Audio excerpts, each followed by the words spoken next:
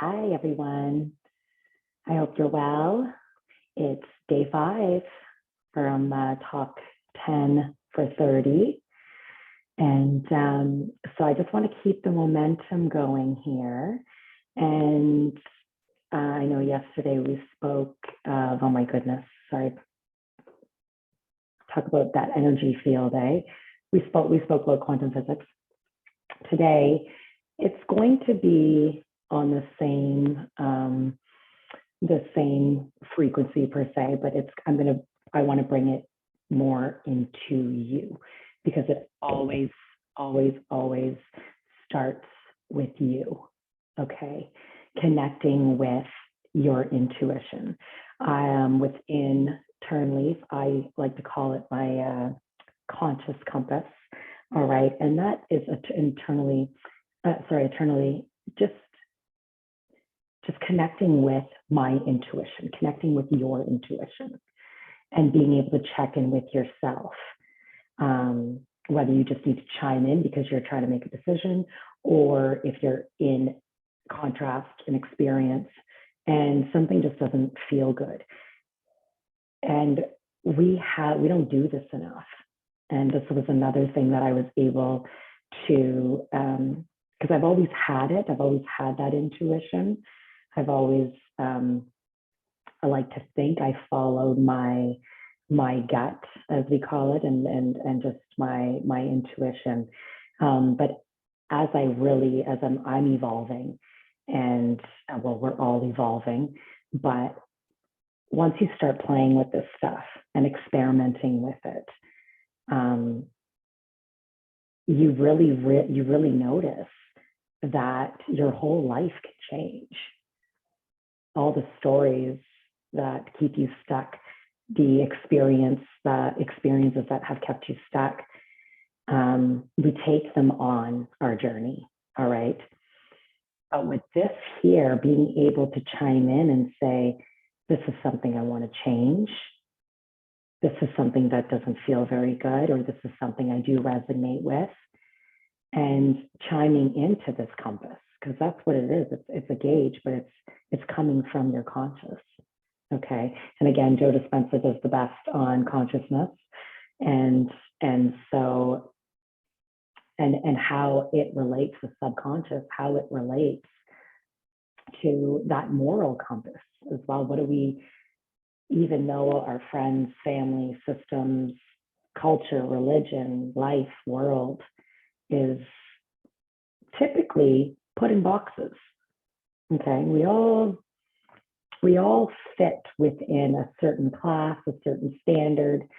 And if we rock the boat a little bit too much, that causes discomfort for the people around us sometimes.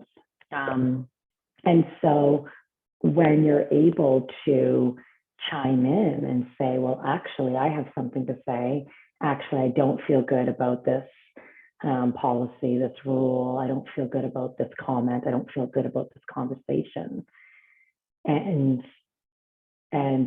once that comes in, it's a feeling in here. It's not in here. You got to look at who's serving what. Okay, what is it? Your intuition, which is your heart, really, or is it logic? Is it your head? And by all means, they've got a place. When I think about a skill, when I think about learning about how to put a business online, there's a lot of skill that needs to be learned. I need my head for that. I need my logic for that. But what I'm doing when I'm creating the content, and when I look around and I see the need for a different approach for mental health and addiction, what am I going to say? I'm going to sit here and blame the system and judge the system and complain about how shitty of a job they're doing? Or am I going to get my ass up and I'm going to say, you know what, my intuition is telling me to start an online practice. To get the thought, I also created a formula. It's the conscious compass formula. So you get a thought, you open yourself up, you get a thought. We all have ideas. The thing is, we don't follow through on them because we're too worried about what everybody else is saying. We're too worried about that judgment. Okay. So we get the thought, and then how does it make us feel? Because our actions are going to determine how we are feeling. So the thought plus the action, the thought plus the feeling, we have to always put action into place. Action, action, action equals that aligned achievement. And I think that's the piece that we've been missing here is, yes, we get a lot of thoughts. Sure, we touch on our emotions. Sure, we touch on our feelings. But what are we doing about it? Why aren't we putting any action to the ground? Like I said, we can sit here and complain about all the shitty things that have happened to us, all the shitty things that are going on in our world, and how our kids are screwed if we don't get our ass in gear. Or we can start shifting our beliefs and not putting ourselves in a compartment to say, well, if I don't do A, B, C, and D, then I can't do D, E, E. Try to follow the alphabet here. I'm so connected with my conscious that the logic is all out for me. We really get stuck in this thinking, okay? And again, what you focus on, when you focus on this desire, this intuition, you open yourself up to receive what needs to be done to achieve. So you get the thought, and then you're focusing on it. Okay, this is an idea that I have. Now I'm open up. Let me know. Okay, this is what, give me an idea. And you're talking to yourself. By all means, I'm going to get into, the spirituality things, which is extremely important. But ultimately, the one piece that if you can connect with yourself, that's the one thing I think I've always done growing up. Because I grew up in a dysfunctional environment, dysfunctional adults, they were doing the best that they could at the time with what they knew. And by all means, I get it, but there was always this intuition, this drive, kind of putting fire into my ass, saying, it's not going to be your story. It's not going to be your story. And once I made the choice that I'm not going to follow the adults in my life, and I really, things started to come in for me, and I have a very different life than what was supposed to be, what I was set up for, what I was kind of destined for. Screw that. We can use all these stories and these experiences, and by all means, I'm not minimizing these experiences, but we need to start understanding that we are in charge of our destiny. And that intuition for me growing up, no matter what came to me, no matter what contrast, no matter what harm came to me, and there was a lot, I always knew that I had my back. I knew I had my back. And of course, I have a whole spiritual backing for that as well. But what I focused on, I aligned myself, getting on the quantum physics from yesterday, I aligned myself with that frequency. All right. You can do the same. That's what I'm here to do, is to empower you to do the same. Chiming in with you. You forgot that you were part of the equation. That's what you forgot. You are part of this equation. And I don't want to hear I can't because of this. I don't want to hear I shouldn't because I don't have this. It's not working for you anymore. You might as well try something different. All right.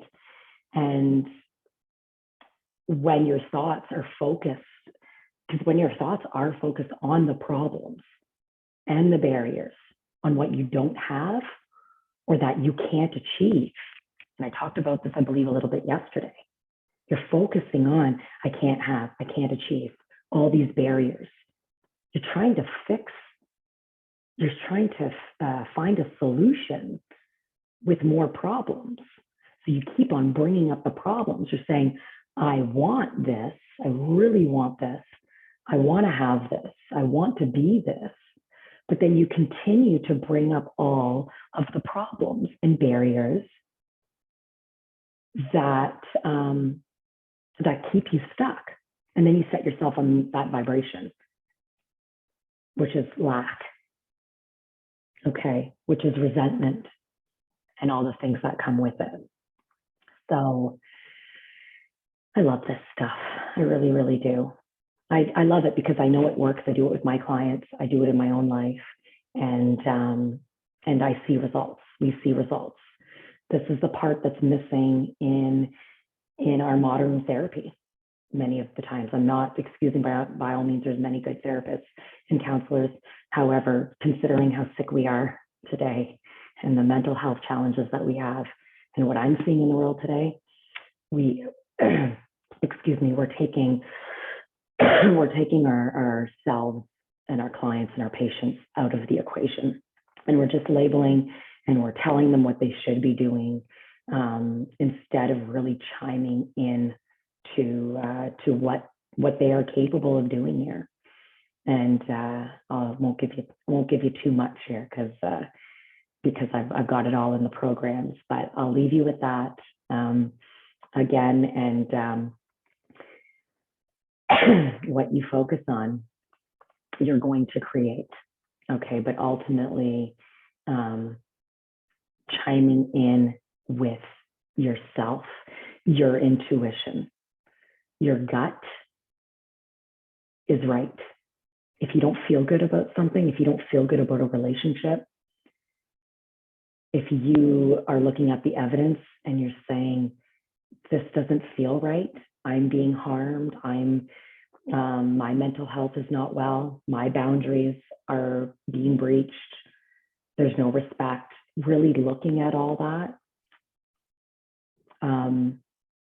it's right, you're right, and you're allowed to advocate for yourself. Okay, I will leave that there. Don't forget to like, follow, comment, and I did create an